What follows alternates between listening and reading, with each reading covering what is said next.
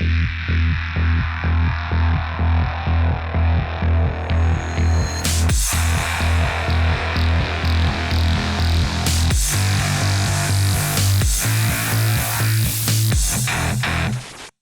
to another episode of the Bald Avenger Show. I am Jason Sisneros, the tattooed guru, purveyor of all things common sense, king of the Misfit Nation, and a legend, baby, in my own mind. Also, going to add to my my deal here that I am a technical wizard. Happy weekend to you guys. I'm also the chairman of Anton J Global, an organization that helps good people make more money, get more time so they can do more good, baby. We focus in on helping good people make that extra dough, get that extra time so that we can add a lot of value to this world, so that we can do the things that are in our heart. It's good to see everybody. Good to see everybody. Happy 4th of July weekend. I want to just say happy birthday to America, the place that has given more opportunity, that has eased more suffering, that has created more great things than any other nation on the world on the planet. And I am so grateful to have been born here by no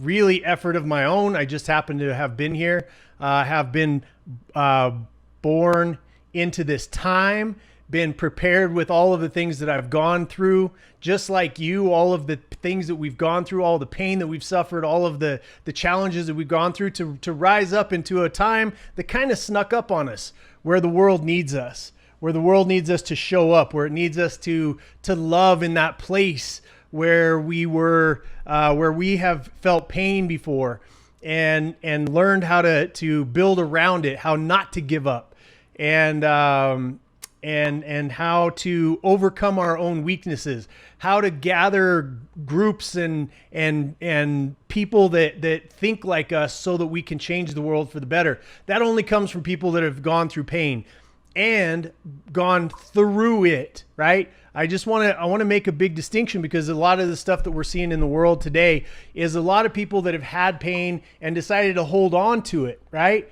I just want to stop and say hello. I'm seeing so many of you great people out there. I want to say hello to Ken Okasaki from all the way over in Japan. Everybody say, what's up, Ken? Nikki Chainsaw Deinhardt is in the house. Good to see you, lady. John Duffy, JD, my brother that went from Mao to Reagan. Ben Peterson, good to see you, brother. Everybody say, what's up? Lori Ann Morgan, good to see you. Carrie Olson in the house. Fatima, my favorite New Jerseyite. Love you. Aaron, good to see you, love. Brooke, good to see you. Wanda, Christopher Kaysen. Let's start out this way, because let me talk to you about a little bit about something that I'm so proud to be a part of. When I do my opening, I say that I am. Hi, Tatiana. Good to see you too.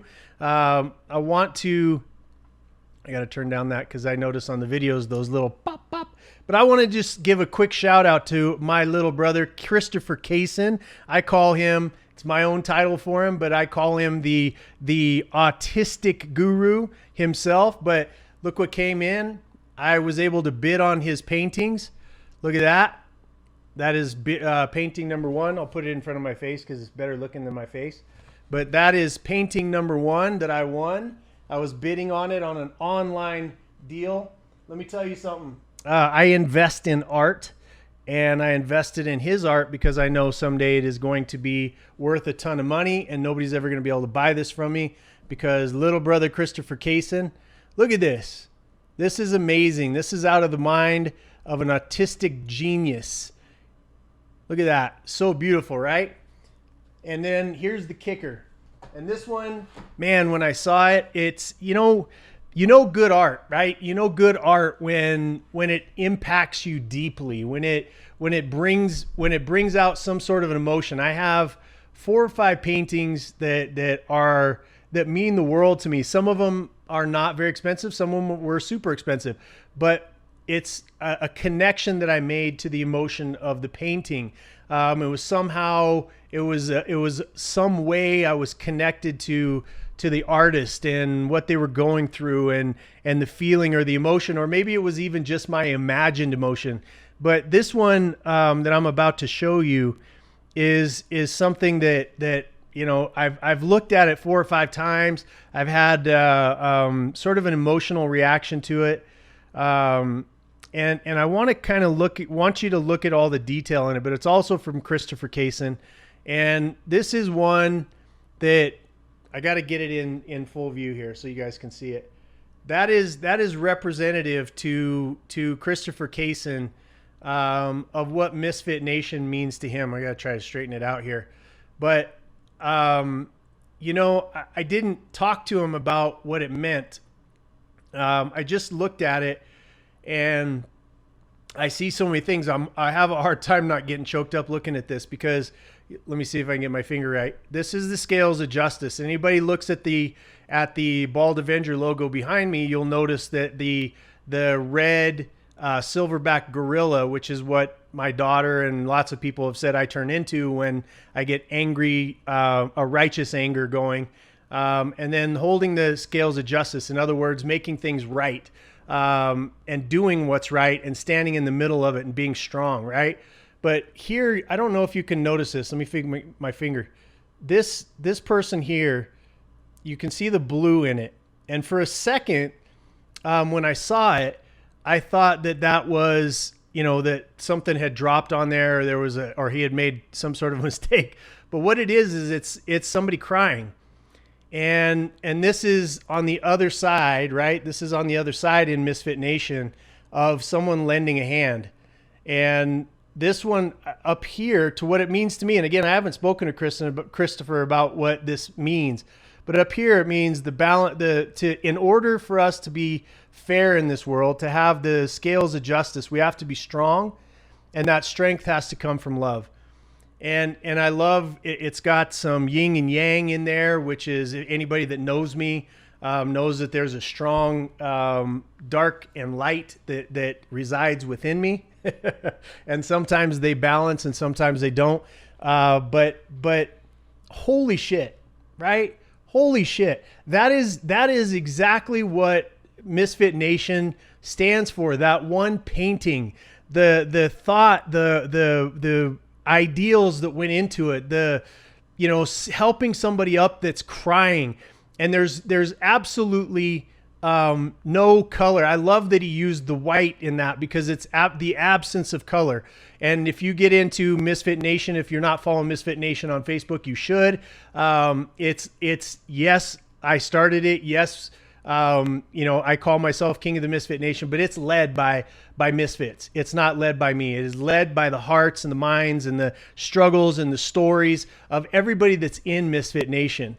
And so that one painting is amazing. Check out Christopher. Please put your link up there because I would love for everybody. He is like I call him the autistic guru, and he's such a leader and says and is so wise and thinks through things. I communicate with him every single day, whether I answer back or whether he's texting or whatever. But he's a deep thinker, and that's what we need more of in today's world, is somebody that can think deeply about subjects and be non-judgmental and have love in their heart. Now, I want to be crystal clear about something, that when you think deeply, it doesn't mean thinking deeply and just staying in deep thought, right? It means that you're thinking deeply because of an outcome, so that you can find where you can take action in this world to ease suffering. That's what it's all about. It's not just a bunch of people coming together and looking at the world through whatever eyes or whatever filters that they see it. It's about looking at the world and then filtering through and saying, where am I reacting to the world in my own weakness, in my own prejudices, in my own world, that I want things to be a certain way, but they're not. And I started out the show talking a little bit about the difference between people who in Misfit Nation, that they accept their part in whatever tragedy that they've gone through. And I understand we have people that have gone through rape. We have people that have been raped. That we have people that have been in prison. We have people that have killed people either on accident and or different things. We have people that have been abused in their own home as a woman, with their spouse beating them. We have people that used to be starving, that used to live in their own cars. That we have people that have come from a good family and were seeking out their own path. We have family. The Misfit Nation family is something that I am so proud of because it's representative of what the world is seeking, right? It's not this two-party thing. It's not you have to be Republican and you have to be all Republican, or you have to be Democrat, you have to be all Democrat, because both sides have stupid shit in them and both sides have really good ideas. And so, you know, I came on here tonight with really no agenda, no outcome, other than to end with something that I'm really pushing hard on. There's some plans. I'm putting some dough, you know, bringing together some really bright minds around a couple of subjects that I believe would be really great for us all to throw our time, effort, and energy into, as we move forward. But I'll end up with that. But I just kind of wanted to open it up to you guys. What are you going through? What's happening in your life? How are you seeing things? What is the pain that you see? And I don't want anybody complaining about Donald Trump or Joe Biden or whatever it is. That's pointless. And by the way, this is a little shout out to people that are in Misfit Nation. No political posts, y'all. It's not a place for us for division. It's a place for us to all come together. And I'm noticing that there's a little bit of things that are popping in there from the political front, and that's not what we're about, right? We're not about that right now. We're about just loving each other and figuring out where the problems are, regardless of which party it is, regardless of whether it's blue or red. So tell me what you guys are going through. What do you want me to talk about? I'm going to start out with a couple of things that I posed the question a little bit earlier on my Facebook page to say, what do you guys want to talk about? And one of the things, Michael Savage, who's a brother of mine from the Tony Robbins organization, you know, he put out there talking about a third party, right? And the idea of having a third party. Now, I have two different thought processes on a third party and a fourth party or fifth party or sixth party, because that's what ends up happening. It ends up becoming a splintered sort of faction. You can see it where it's happened in other countries. Again, going back through history, I love history, but it might be time. So let me give you the pros and the cons as I see it on a third party. I believe that a third party that's coming forward has to be one for a vision of a new America, right? Not one that is anchored to the past, not one that is coming forward with an agenda to exclude other people. It's got to be that big tent, right? Reagan won a sweeping victory, one of the greatest, I believe, in history of America, because he posed and positioned a vision for America that encompassed everybody, right? Now, some of those things didn't play out. Same thing with Clinton, same thing with Bush, same thing with Obama. You know, same thing's going to be with Trump. There's a lot of things that are playing out. Now, what I see right now, there's two sides of a push for a third party. One is for that forward-looking version or vision for America, where we see progress, where we see that this is the greatest country in the world. For every color, for every creed, for whether your sexual preferences, man, woman, for the greatest country on the face of the planet. Yes, it's not perfect, but I'm tired of having to say that, honestly. I'm tired of having to say it's not perfect. Name another country that is. And name another one that all of your heroes, if you think through the living heroes that you have right now, the living heroes of the past, the people that founded this country, the both black and white that built the foundation that we now get to call home, and you think about them, what other country on the face of the planet in the entire history of the world would they have ever been able to do what they've done except for America, right? Except for America, none of the shit that they were able to do, they wouldn't have been able to do in other countries, because there is not systemic racism. There is race classes, right? And it comes down to, a lot of times it drives down into the poverty level, and poverty, as you know, that I've said multiple times, poverty is more than just money. Poverty is a mindset. And so So as I think about the third party, there's two sides of it. There's one that's this grievance side because, as I mentioned in a post that I put up earlier, I have a really, really solid, dyed in the wool Democrat, hates Trump kind of a guy who's my friend. And he showed me this group that he belongs to.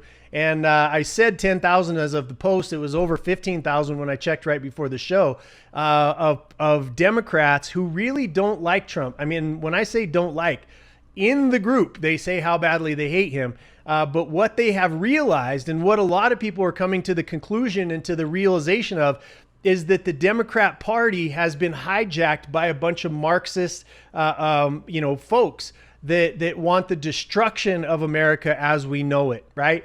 And I believe in incremental change. I don't believe throwing the baby out with the bathwater. I think that to destroy the system that we have is to destroy not the only, but one of the greatest beacons of freedom, opportunity. There's millions of people around the world that are trying to get into this country. There's very few that are trying to get out. I don't know anybody that's trying to get out to go to some of these other countries. So it's about common sense, right? It's about settling down. It's about settling into the idea that a lot of what we're seeing, a lot of what we're experiencing right now is being manufactured, right? Manufactured by who? Media that profits. All of you know this. This is stuff that you're watching, whether you're on MSNBC or Fox News or whatever your source of I almost said entertainment because that's really what it's become. But at the end of the day, your information that you're getting all has a filter through it, and we all know it, right? We all know it. There's some on either side that are accurate, true journalists, and there's some that are. I gotta make sure. Oh, I'm way behind on this. I thought this thing was supposed to auto. I asked you guys a question and then didn't look, but there's some on both sides of the equation that tell the truth, which means that they point out the holes in the argument on their own side. And that's really, really great. Nikki, you wanted to talk about finding your place, purpose, and way to help bring others up, hope, encouragement since moving back. Great. Love that. Been stepping back, looking inward on the problems that I'm facing. Let's see what else we got here. So anyway, so this third party thing, we have to realize that there's a large portion of people that have been duped into thinking that it was ever about COVID, or that it was ever about Black Lives Matters, or it was ever about it's just they're going to take the grievance of the moment and they're going to do their best to divide us, because divided we fall, right? Divided we fall, together we rise. And so that's where I stand, right in the middle of all of that. And for the most part, I'm bringing out ideas and I'm seeking out information in strange places, because a lot of times those strange places, those platforms that people aren't looking at, or those voices that don't have a huge platform, a lot of times the truth comes out of those strange places, and you can investigate there, right? Because you have a whole bunch of people that have just accepted two different versions of the truth, and a third party could come in, as long as it's a unifying message, and be very successful right now. Okay. So that's one side of it. I would be for that if it was a unifying message and we weren't demonizing people for things that happened 100 years ago that we have no control over. That the people that are angry about that time, right? Let's use Kaepernick as an example. Yeah, I said Kaepernick because I was kind of quiet on him just a little bit, because I believe everybody has the right to their own, what they see in the world, right? And you have a guy in Kaepernick that was adopted by a white family, right, and given opportunity in the country that he now calls racist. And I was like, okay, he's standing up for his community on the side of police brutality. And that was before I really dug into the numbers and figured out that, police brutality it's a thing, but just like COVID, it's a really small thing in an overwhelming opportunity for us to be able to solve much larger problems. And so, but whatever he wanted to do, right? He wanted to kneel. He wanted to do whatever it was. At the end of the day, I just stopped watching football. I mean, that's it. It wasn't, nobody cares. Like, I'm one of, millions, almost, probably a billion people that decided not to watch football. Probably didn't dent their wallets very much, but I don't watch it anymore. And I'm sad about that because I still love my Denver Broncos, but at the end of the day, you go there to escape. It's sort of a unifying thing. If you love the Broncos, you come together, no matter what your race, your creed, all of those things. It was a unifying thing, and then they bring in politics, and now they're going to play multiple, national anthems and all that other kind of shit. Like, I'm out. I'm out, and nobody cares because it's just Jason. How many jerseys do I buy? How many tickets did I have? All of that stuff. I'm just one person, but I believe that people are 100% getting tired of it. Did I see that the Mexican TR is in the house? What's up, Tony? Tony Rodriguez. So, Nikki's Raiders. See, this is a thing, right? Nikki, the Chainsaw Deinhardt's in the house, and she's a Raider fan. And I would have to, because it's in the Bible somewhere that a Broncos fan must hate a Raiders fan. It's in the Bible somewhere. I know it is. I'll find it. If not, I'll make it up, because who gives a shit? Everybody's making things up these days. You can just say whatever you want. So at the end of the day, where was I going on that? So at the end of the day, this third party thing. So back to Kaepernick. Okay. So Kaepernick decides that he's not going to celebrate the 4th of July because it's celebrating white supremacy. Lost me. Completely lost me. Right? Completely lost me. You're a dick. Okay? And I don't care, Jason, oh, you didn't have a pro football career. You didn't have that. I can hear it already. I can hear all the stuff. But you're a dick. Right? You grew up in in my opinion, one of the greatest countries on the face of the planet. You were adopted by a white family that loved you, right? And gave you every opportunity in the world in a country that made you a high paid football player, and then and did a lot of great things. There was a lot of white people in this country that helped free the slaves and all that kind of stuff. Now, let's get to the point that really pisses me off, okay? At the end of the day, Kaepernick, right? You look at you look at who's making your shoes. Who's making your shoes? Huh. I wonder. Oh, slaves. Huh. Kaepernick, slaves. Slaves are making those shoes. Now, I have been very, very quiet on Nike because, again, they're a company that fed my family for several years in a contract that I had with them, and I believe that they are a marketing machine that's doing whatever they possibly can. But at the end of the day, there's more slaves today than in the entire wrap up all of the transatlantic slavery, which was wrong then, by the way. I'm not saying that it was right. It was wrong then, and it's wrong now. There's 20 to 30 million people that are in slavery today, but they make our shoes, right? They make our clothes. And so we ignore that. And so you, Kaepernick, right, are making millions of dollars off of the backs of slaves. How about fuck you? Okay? How about that? So you lost me. Fine, you wanted to kneel, you wanted to do that kind of stuff, you wanted to stand up for police brutality, which I think, that's an honorable thing. But now you start speaking out about our country and about on the 4th of July and dissing my country. Fuck you. Okay? Because I'm sick of people like you who are 100% opportunistic and don't stand for anything. You don't stand for shit. And anybody that's like him, right? At the end of the day, we have more slaves today, and you're making millions of dollars off of their backs. They just happen to be Asian, right? And you're not marching for the millions of children that are being utilized in the sex trade. You're not marching for them. There is zero marches. Okay, that's going to change. That's what I'm going to talk about here at the end. There's zero marches for children that are being abducted and utilized in the sex trade. Why is that? Right? Why aren't we standing up for the rights of everyone? Like, if we want to look back in history and we want to say slavery was wrong, how about fighting slavery today?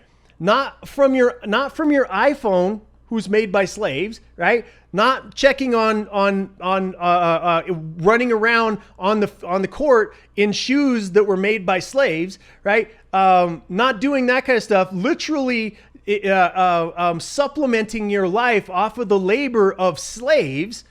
And let's talk about the issues that are real, and let's solve those things. Let's say never again. Right? Let's say never again, just like they did in the Jewish community, never again. And what they did was they became strong financially. They stayed strong as a group so that there could never, ever be another Auschwitz. So what we should be using is the past to tell us that slavery is wrong. And there's 2 million, by the way, there's 2 million slaves in Africa right now that aren't owned by white people. They're not being run by white people. This is not a black or a white issue. This is a humanity issue. If we're going to step in and we're going to be honest with ourselves, and we're going to really stand up and we're going to really stand for something, it can't be for something that very little of it exists. Okay. I look around, right, when this racism thing came up, and I was looking around at all my friends, and I'm like, are you racist? You must be racist. If the entire country of America is racist, then I'm looking around, man, who are my friends? Are you racist? Are you racist? I know I'm not racist. No, I'm not racist. You must be racist. Right? I was looking around and at the end of the day, slavery of black people in America will never happen again. It'll never happen again. Okay? Never. There's a solution for that, and I want to talk about it. But at the end of the day, black, white, Asian, Hispanic, all of us need to come together for the 20 to 30 million people that are enslaved today. None of you watching this were ever slaves or slave owners. Ever. Right? So yes, there's that residual thing that goes along with it, and America's trying to make it better. Policies and laws and government and all of that kind of stuff, right? If we don't come together on this, if we split apart over something that genuinely I don't think exists, guys, and I know I get hammered online for it, but I don't know anybody that's racist, right? I don't know anybody that's racist, and if they are, it's in their heart, and you can't legislate that. The only thing that you can do is legislate right and wrong in the workplace, which it is. The only people that can be legitimately fired or discriminated against in the workplace right now is a white male. Okay, so there's no other way legally that you can be discriminated against other than that. So we've done a pretty good job with the laws, right? A lot of people that are out there yelling and screaming and pounding their chest have never, ever experienced being a slave. Now, racism or somebody looking at you funny, I thought a lot about this because Brother Irk's on here, my Asian, Hispanic, black, white, gay, straight friends, I do my best, guys. I do my best to put myself in their shoes. And as I have been having multiple discussions, I've been the only white guy, right? Which I'm not white, but at the end of the day, I've been the only white guy on several panels, several all black panels. And at the end of the day, I think I'm invited there because people realize I'm not racist at all. And I think that they want a separate voice of someone that does have this skin tone or whatever, speaking up from our perspective in a way that is just like, what the fuck do you want us to do? Sort of a scenario, right?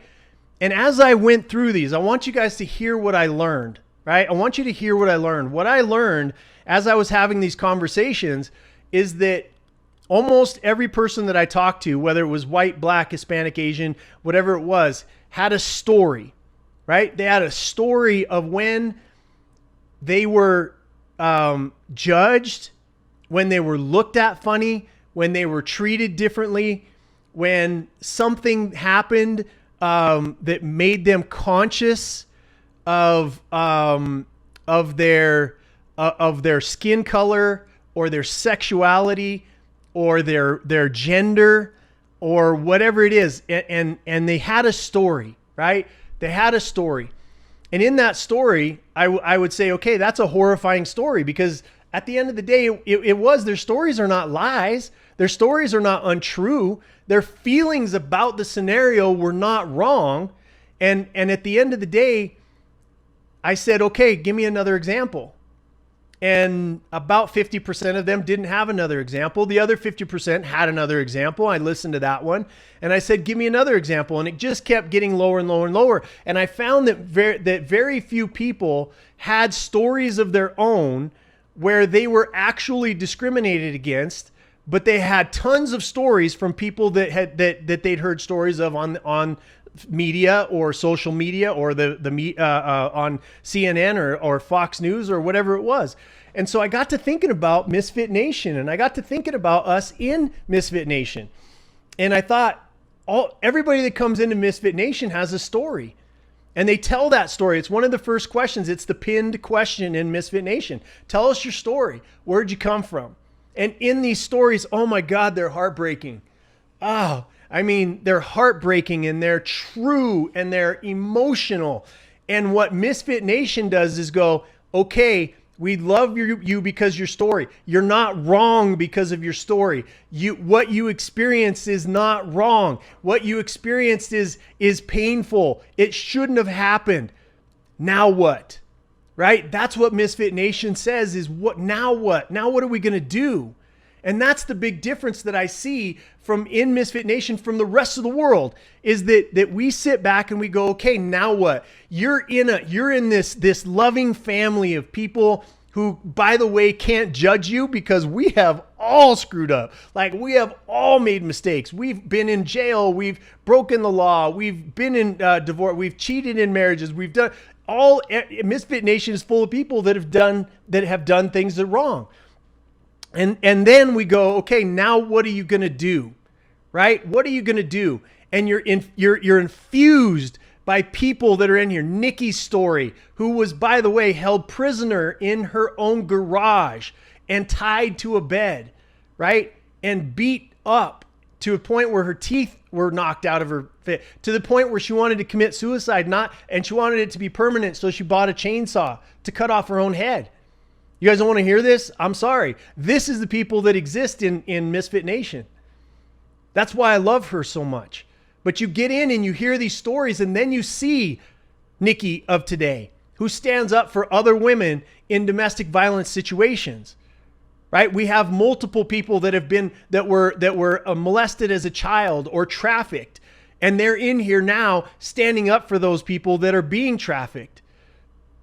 You have people that have experienced painful things, right? You have Brother Irk in here that stands up and is one of the most contemplative human beings that I know. And I disagree with him on some things and agree with him on others. And he makes fun of me in multiple different ways. And then we have Noel, and we have Casey, and we have Carol, and we have Ben, and we have Darlene, and we have so many people in here that if you were to put us all in a room, which we do a couple times a year now with Unstoppable, you would think, what a weird gathering of people. But the difference is that we take those things, we take our story, and this is where I really want those of you that are in Misfit Nation, those of you that aren't, please join us. But those of you that are in Misfit Nation, is expanding your energy to bring more people to that page, so that we can work through these things together, so that they can see the lack of judgment, the lack of racism, the lack of needing to be right, so that we can have people in there that they can tell their story and get rid of it. Because healing doesn't start. Sandy Longcar, who I love and adore, and again, butt heads with her because we think differently, right? But Sandy asked about that healing process. How do we heal? The only time that we can heal is when we get rid of that story that is weighing on our back, that is holding us down because we think the rest of our lives has to equate into that 13-second snapshot of our life. That interaction when there was a racist bastard that said something to you, the interaction with a cop that was unfair, the interaction with somebody that was white or black or whatever it was, the discrimination or judgment that you felt, there's none of that in Misfit Nation.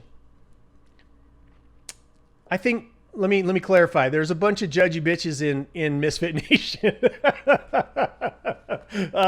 And I think we're all a little judgy, right? But that doesn't equate into racism. It doesn't equate into we're going to hold you back or judge you by that and let it define you.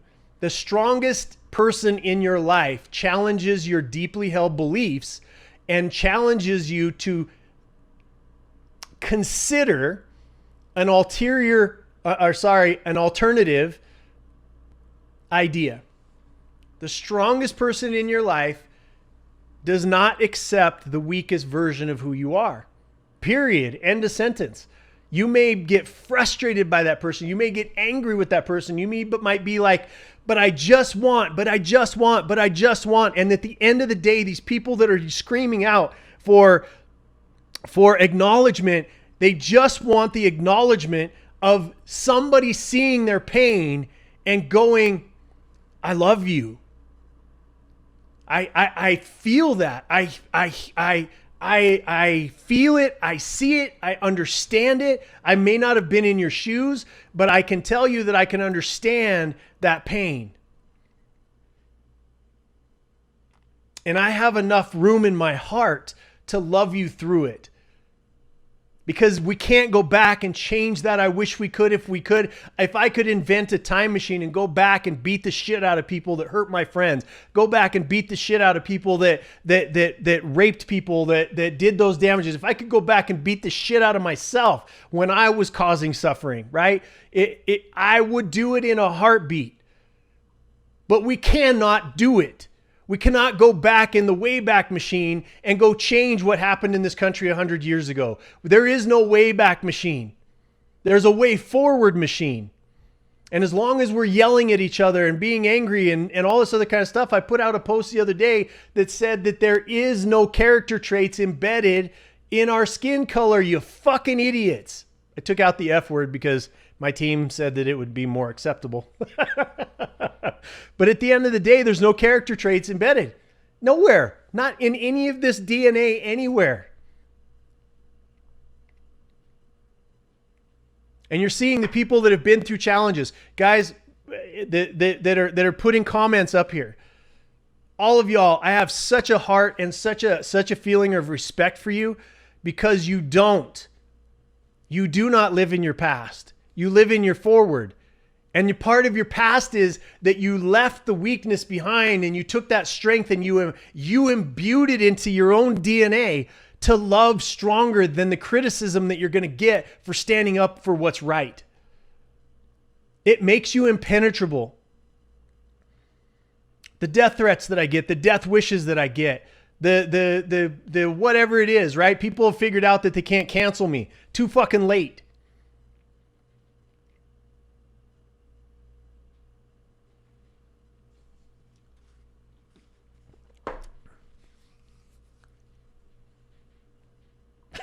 I love you guys. I love you guys. All right. So the healing that has to happen, is in each one of us, right? It's the person in the mirror. And there's not enough of this being talked about. There's ranting and there's raving and there's people, if you don't wear a mask, you're the devil. If you do wear a mask, you're a submissive sheep. Like we could go back and forth and back and forth and back and forth. And at the end of the day, we're just angry at each other. When I tell you that it's poverty that separates equality and justice, hear my words. it's poverty. I know the power that I have now that I never had when I was younger. And I was more angry back then, and I was more divisive, and I was more like in the middle of shit, being ignorant. But if we're going to fix shit, we've got to fix it financially. The divide between the wealthy and the poor has gotten too large. Now, how you do that, all I can tell you, when you look back through history, Henry Ford is my model, y'all. He created, he invented, whatever you want to call it, he was the guy that created the middle class. And what did he do? He looked at his company and he said, I could sell more cars if I paid my people more money. You look at somebody like Costco, right? Costco has, at least last time I checked, Costco has a limit on how much the CEO, who I think founded the company, can make.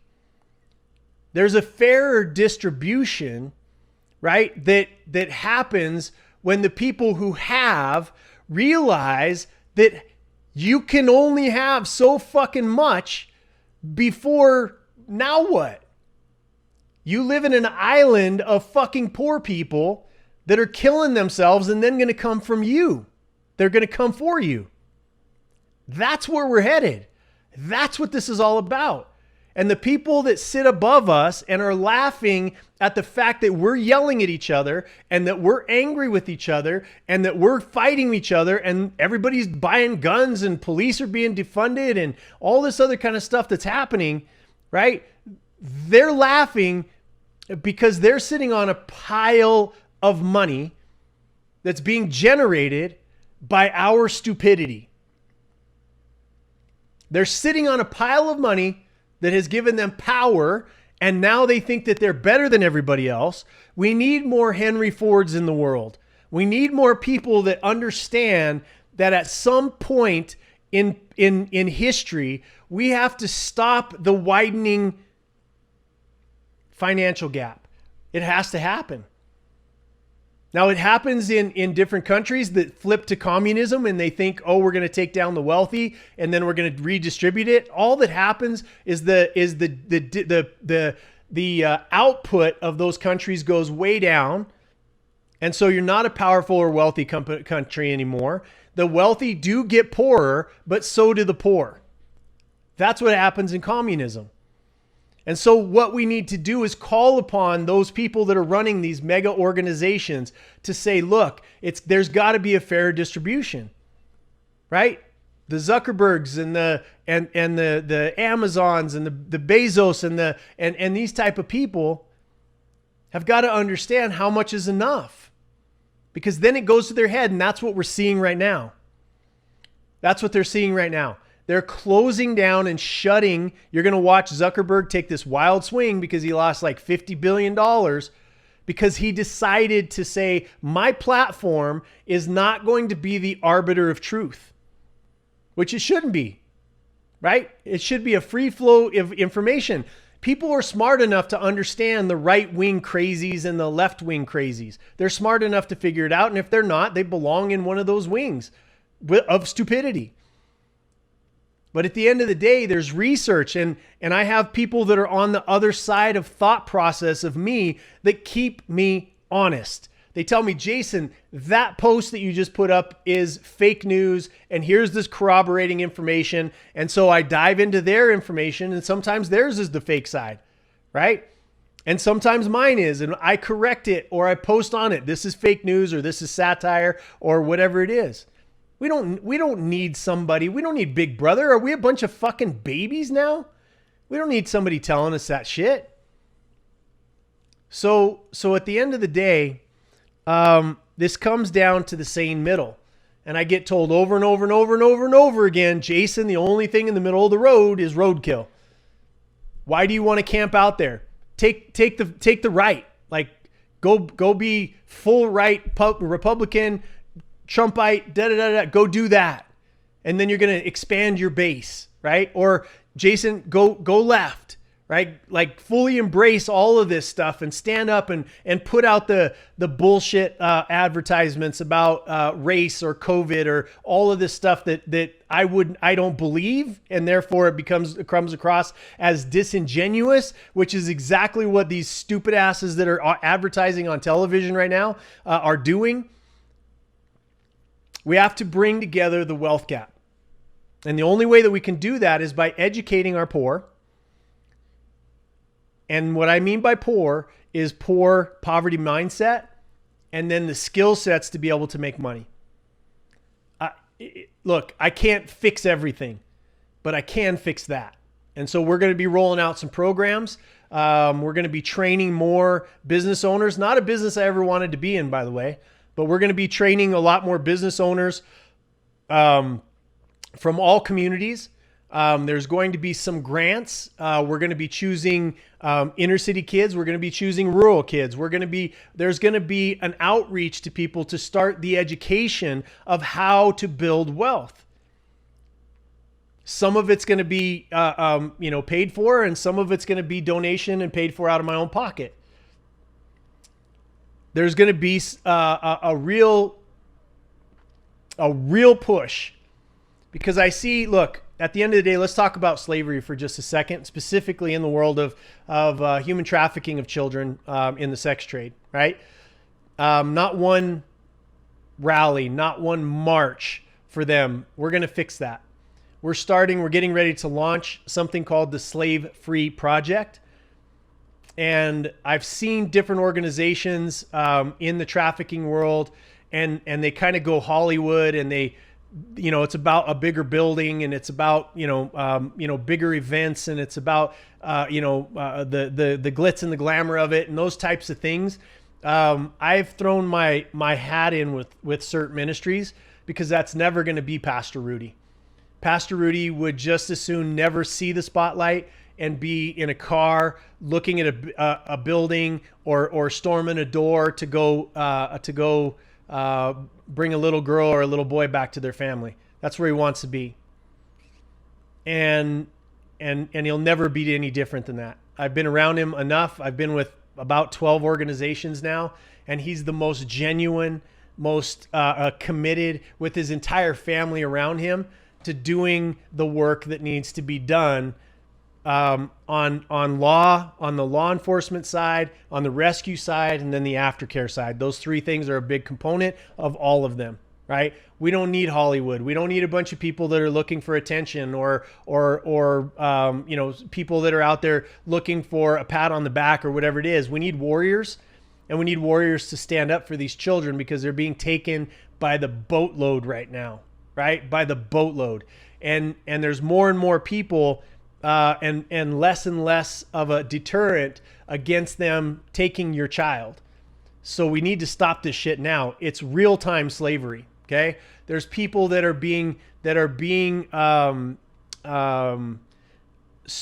utilized in making clothes in the labor slavery world. We need to stand up for them. Right. And there's no marches for these people. There's a lot of people that are out there with awareness. Awareness it's great. It's great that you know about it, but here's what happens with awareness. Oh, that sounds terrible to me. Now, boom, boom, boom, Democrat, boom, boom, boom, Republican, fuck all that, right? It's time for us to stand up and do shit about it. Stop engaging in the separation of your American brothers and sisters.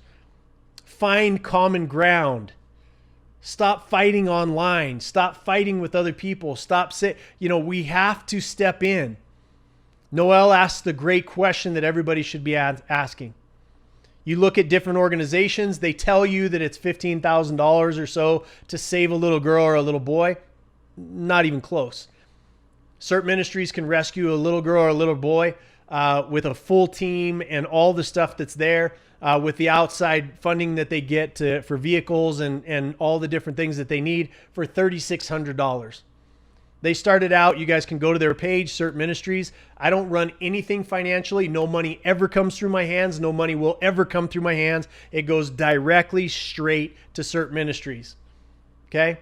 And that's gonna be the cause. I talked to Pastor Rudy about the Slave Free Project, and I said it's got to be bigger than rescuing little girls and little boys. And he said, "What do you mean?" And I said, "It's got to be about the fact that we are slaves in our mentality, right? We are slaves to MSNBC and Fox News. We're slaves, and we're going to address that. We're going to educate people not on what to think, but how to think, because it's missing from all of our schools, and we're being taught and indoctrinated into a way of thinking, and to not a way of thinking, but what to think.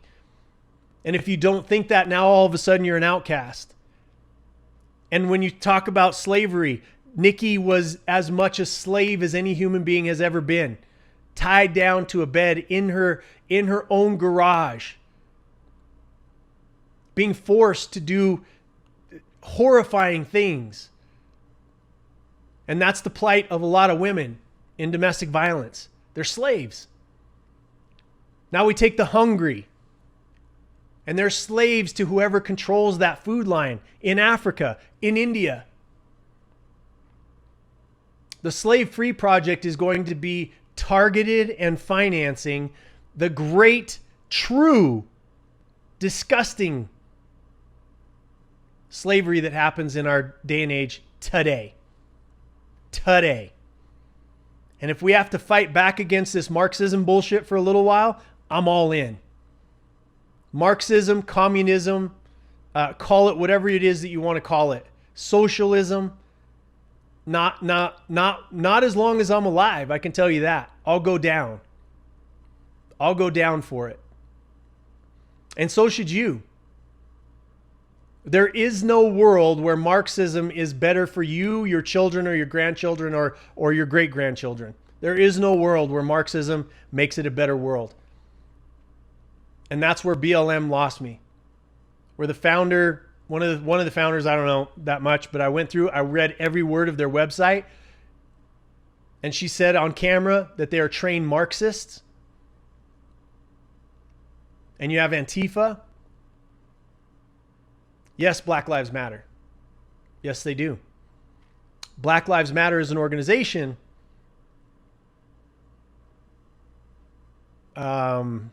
It's not what you think it is. And they're using your stories, and they're using your pain, and they're using real things that should be addressed as a cover in the dark of night to try to destroy the freedom of this country. John Duffy knows this more than I do, because he was a Marxist. He was a Marxist. He ran with the Black Panthers. He ran went to China under Mao. Anybody wants to have a really great, interesting conversation, talk to John Duffy. So I don't want to divide y'all, but we have to start calling right and wrong. We have to start standing for it. We have to stand up. That's what Misfit Nation is here for. If we're here, if you thought, Misfit Nation is about, pushing your business, it's not. You can see that. In fact, anybody that's in there that starts marketing too much about themselves, they're booted out. Anybody that goes in there and starts hammering down on politics, their posts are deleted, they're warned, and then they're booted out. It's about what we can do. It's about what we can do. It's about what you can do in the mirror with your time on this earth. That's what we're about. Make no mistake that COVID and the race wars and lots of other things are being used by the Marxists, by the anarchists, to make us hate each other. I won't do it. You can't make me hate you unless you're causing suffering for someone else. And then I don't hate you, but I will stand violently opposed to you.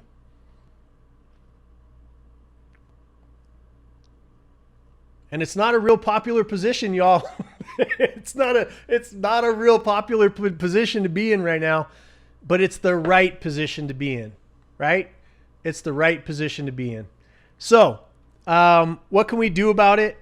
To Noelle, I want to address her very specific, very great question. What can we do about it?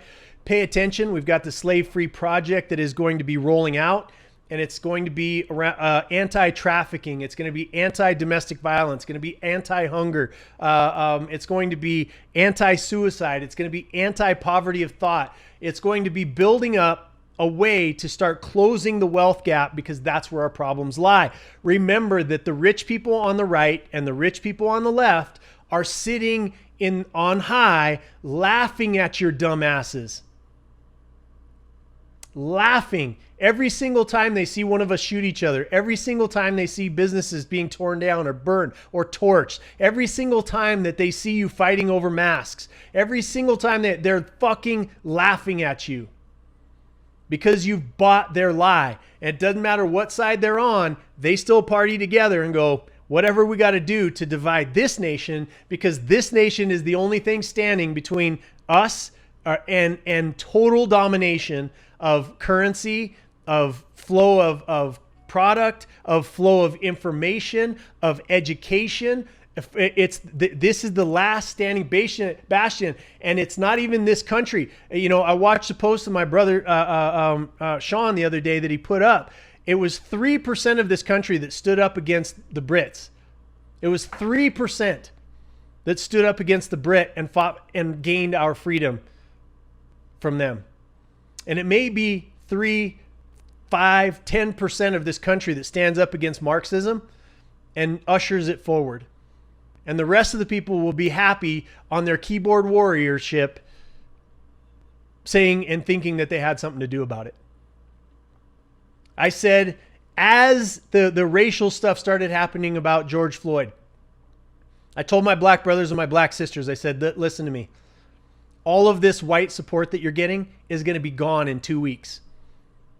Because that's how fast they went from being COVID mask shamers over to the racial wars, and then they're back to COVID. I have been so fucking right this year that it makes me sick. I have been so right on so many things. And then that's not to toot my own horn, but it's just a great advertisement for thinking and for intellect. So what to do? What to do? Okay, here's what we're going to do. Be paying attention. The Slave Free Project is going to be launched at the 1st of August. There's going to be we've got some websites being built. We've got some messaging that's going to be going out. Remember and understand that Jason Sisneros, $1 will never go through my fingers. It will always be a pass-through account to the organizations that we deem worthy and justified in receiving these funds, because they do a better job than being attached to the government, who can fuck up a wet dream. We all know. It's going to be doing it. They're going to have, there's not going to be any agendas other than the agenda of bringing down the occurrences of child sex slavery, ending it if we can, bringing down the instances of domestic violence, which is happening once every 11 minutes in this world. People dying of hunger unnecessarily. That's happening every 4 seconds in this world. It's going to be anti-suicide. It's going to be all of those things. And we're going to pick and choose the right ones that are, number one, not out for attention for themselves. Number two, putting every penny that they have directly into the process and the numbers to bring things down. You want to build a bigger building. You want to have bigger cars. You will not be supported by the Slave Free Project, right? If you want it for self-aggrandizement or for whatever it is that you want, you're not going to be a part of the Slave Free Project. We are going to be with people who, when I call for it from the business community, for them to sacrifice some of the money back into the pockets of the workers, to sacrifice some of that for education to bring them up, to put that back into retraining people that are packing boxes to become higher tech workers, to do all of those things. I'm going to be calling out to them to do that, because I believe that that's where they started. I believe that business owners start in their heart. They start with a very service oriented mentality. Most of the ones that I'm invested in right now, I wouldn't be in the consulting business right now. I wouldn't own a consulting company right now if it wasn't for the idea that I have watched our thought process that if we help good people make more money, get more time, and then watch them write checks to CERT Ministry, and watch them write checks to New Dawn, watch them write checks to Soap to Hope, watch them write checks to anti-suicide programs, to supporting veterans, to all of the stuff. If I didn't watch that happening, I wouldn't be so on fire about it. I've made my money, y'all. And if you've made yours, it's time for you to join the fight to bring together, to shrink that wealth gap. It doesn't mean there's not going to be rich people. I have no problem if you're rich. Congratulations. But to do it by cheating everybody else is fucking wrong, and you know it. To keep people poor because you're afraid that your family will your next generation, just like my generation, should have to fight tooth and fucking nail to keep the wealth that the previous generation put together. Not by cheating, but by keeping their skills sharp, by passing on the skill sets of how to maintain, grow, and be a good person. We can do that. We could do that right now. We don't need the government writing us checks. We need teachers paid more. We need nurses paid more. We need police officers paid more.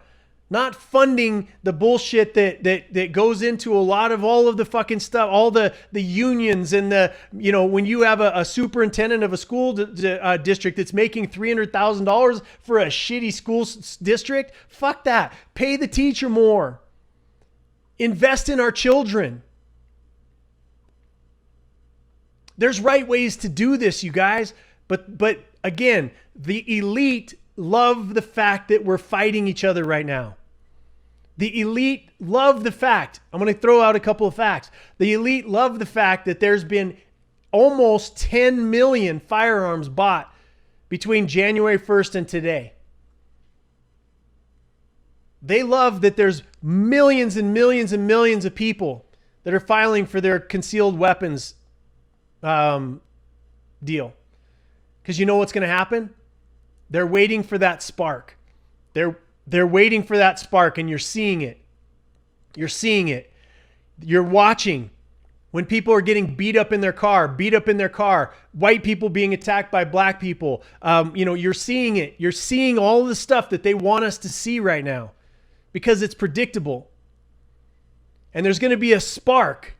And somebody's going to pull out their firearm of the 10 million that have been sold that don't know how to use it, that haven't been trained, that are emotional and unintelligent. And they're going to shoot somebody. They're going to shoot the wrong somebody.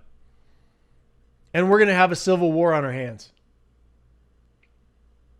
That's what's going to happen if we don't get our shit together and lay down our arms, right? Lay down our arms and realize that we're being played against each other. There was a great scene in the movie V for Vendetta where you had the military and the police and blah, blah, blah, and you had all the people and in the background you saw the destruction, right? Everybody can put right or left, can put their own spin on that movie, but the spin was bringing down the idea of separation of classes. Not races, classes.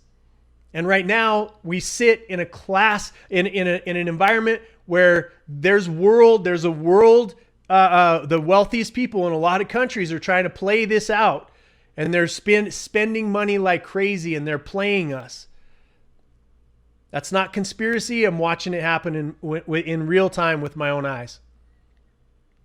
It's our time to get shit together. We have to share this amongst our black, white, again, all of the spectrum of humanity. We need to come together under the Misfit Nation flag and say, not on my fucking watch. I will not kill my brother to make sure that you stay wealthy and that your family stays wealthy and that you stay in power. Nope. Not going to happen.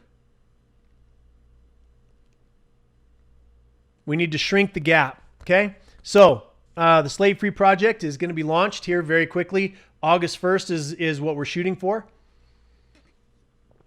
Let's see what else. I had a couple of things I wanted to wrap up with. So the Slave Free Project. Second thing is term limits. This has got to be a real thing. We can't still keep fucking around with it. And we're re-electing people that say, oh, I'm for term limits, I'm for term limits. And then they get in there and they do shit about it, okay? So we need to replace them all, right? We need to replace them all and start voting in new people. Start voting in the new people. Get rid of gerrymandering and making sure that people keep their seats and all this other kind of shit. It's the same in politics as it is in wealth right now. They're protecting it. They're guarding it, which I can't say if I was in their seat that I would do anything different. I don't know, but I'm not seeking that. I'm a changer, right? I'm a fuck things up until they get more right kind of a person. I'm that way in business. I'm that way in personal life. I'm that way with my friends. I'm that way in my family. I'm that way in the world. Is that we have to fuck shit up before it goes to guns and blood, because it's almost there. It's almost there. So that's it, y'all. So the two big things, the big takeaways, okay? The big takeaways, the wrap up of this, the wrap up for today is that we're going to be launching the Slave Free Project. I hope and pray that all of you get involved, that all of you put your money where your mouth is, that you bring people to CERT Ministries, that you bring people to Soap to Hope, that you bring people to the Feed a Billion, that you bring people into these organizations. When you're looking at those different things, they've been vetted. I know these people. I trust these people. It's time for us to fuck shit up. And that's together. Republicans and Democrats coming together, figuring out what is the best way forward, and not hating ourselves or hating other people because of something as stupid as their skin color, right? The next thing is that we got to be really, really strong and come together on this idea of term limits. There's got to be new blood. They've got to be in there. As Benjamin Franklin said, you should go to government, set no laws against yourself. It should be a sacrifice. Those that went to government poor and came out rich, they fucking stole, right? And you should set no laws against yourself and then return to public life. That's what it should be. It should be a sacrifice to have to go and serve. And it's time for us to stand up, y'all. Not against each other, but against wrong, against incorrect. You cannot be for the burning down of somebody that didn't do shit to you, their building, and call yourself right. You can't allow and watch what happened to George Floyd and say that you're right if you don't disagree with it. There's a bonding energy that brings us together, and that bonding energy is love. So thanks for listening to my rant tonight, you guys. Those are the two big pushes for me for the next 12 months, probably for the rest of my life. But I just want to keep getting better and better and better at rescuing kids, pulling them out, keeping them out. And let me end on this. There's a process that goes on in trafficking in the sex trade, and it's called grooming. And those of you that have been through it, you understand what it is. It also happens in domestic violence. You're groomed to think that your captor is your savior. You're groomed to believe that those that loved you and love you in life are your enemies. And so why would you want to go back to them when you have me, your pimp, your captor, your boyfriend, your husband? This country is being groomed for Marxism. I love you guys. Have an amazing week, and I'll see you back here next Sunday. Thanks for sharing.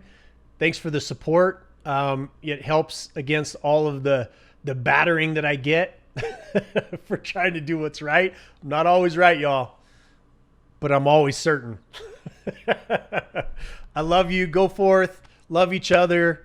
I love you guys so much. I'm so proud to be part of the Misfit Nation. I can't wait to announce the next Unstoppable. It's going to be one hell of a party. And can't wait to see you all again.